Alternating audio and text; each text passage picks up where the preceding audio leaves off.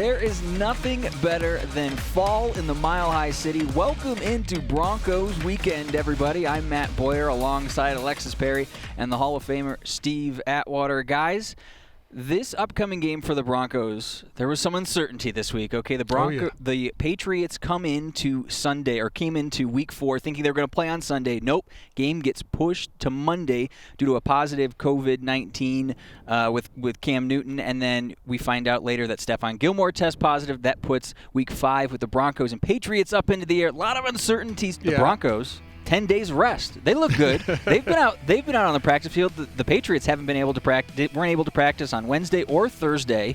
How valuable are those 2 days of practice, or can the Patriots overcome that pretty easily? I doubt it. Now, if Cam Newton plays, then I think they'll be in a better situation. But, normally that Wednesday practice is a practice where you're able to knock all the kinks off, get all the soreness out from the previous game. They're not having that, but I would imagine the guys are getting some kind of workout in. And then Thursday is normally a follow-up to that. Those are normally the two difficult practice days for the guys.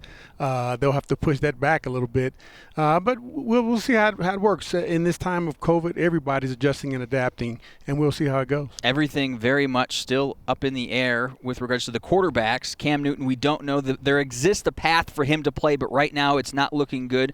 Drew Lock practicing this week on a limited basis with the Broncos, but again, hasn't really gotten in there a lot, so we're looking at possibly a matchup between Brian Hoyer, because the Patriots haven't practiced, and Brett Rypien. So, Alexis, I'll go to you first. Brett Rypien played very well against the New York Jets. What can we expect against the Patriots? I think we can expect to see a bunch of improvement from Brett this week, given the fact that his football IQ is one of his greatest attributes.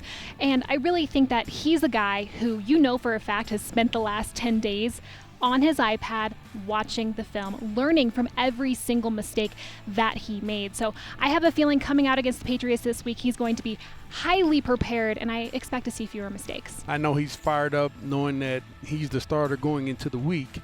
I think they've established that now, and I would imagine he's getting the majority of the reps. And I thought he did a good job. He did do a great job, but, that's not to be expected when a young player is really starting his first NFL game. But he won the game, which I think was the biggest thing, and he did throw some really good passes. He had good connections with Tim Patrick and Jerry Jeudy and also Noah Fant, and Melvin Gordon did a good job helping out there. So they played well, and I think that it gave the entire team a lot of confidence. So I think we'll come out and do well. I think he'll come out and do well in the second game. There are a lot of questions at the quarterback position for both teams. On the defensive side of the ball, not a ton of questions for the Broncos, but with regards to the Patriots, Stephon Gilmore likely out because he's on the COVID-19 reserve list.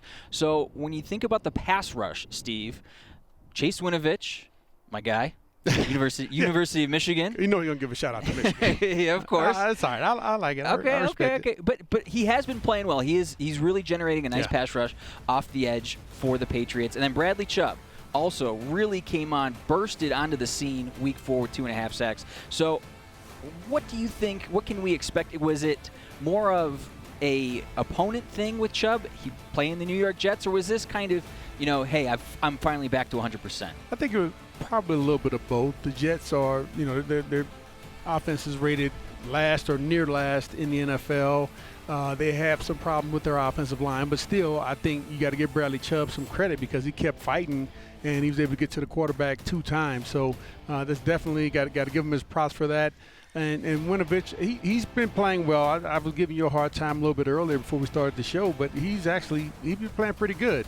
3rd-round draft pick out of the University of Michigan. Mm-hmm. Hopefully we can slow him down, though. Constant pressure, yeah. I'm not going to root for him. I'm not rooting for him in this game. And the Patriots, they do a lot of 5-man rushes, so he'll have an extra guy coming in to help to kind of take the offensive lineman off. So he'll have a lot of one-on-one matchups. Alexis, we mentioned Bradley Chubb's explosion in the New York Jets game, but what else can the Broncos build on defensively from that game? Because it was one of their better defensive performances. Yeah, they just need to keep blitzing. That's kind of the main thing. Huh? Just throw everyone at the quarterback. No matter who the quarterback is, just throw everyone at him. I have to say Alexander Johnson and Josie Jewell were absolutely stellar. Josie Jewell was actually the Broncos' only player this week, offensive and defensive player, with a PFF grade over 90. So I think Josey Jewell, 2 sacks, 10 tackles. If he can continue to build on that, that will be huge for this team. On the injury front, the Broncos are going to get some good news finally this week with the return of Phillip Lindsay. I know, Alexis, with KJ Hamler out, Noah Fant out, AJ Boye, Mike Purcell limited, didn't practice Wednesday or Thursday this week. So the Broncos getting Phillip Lindsay back. Melvin Gordon's already been playing well, but how much of a boost does this give this team? I think having Phillip Lindsay back this game is really huge for the Broncos, because we all know that Melvin Gordon, he is that rhythm runner for this team. But when it comes to Phillip Lindsay, he's kind of that big playmaker. And I have to point out that the Patriots, they are the weakest in the league when covering running backs on the outside of the tackles. And I think this week, this is where tosses and sweeps, screen passes, turning wheel routes and flat routes into wheel routes, can really come into play this week with Phillip Lindsay. I think he's that burst of energy that they've been waiting for, and I think his addition this week is going to be huge.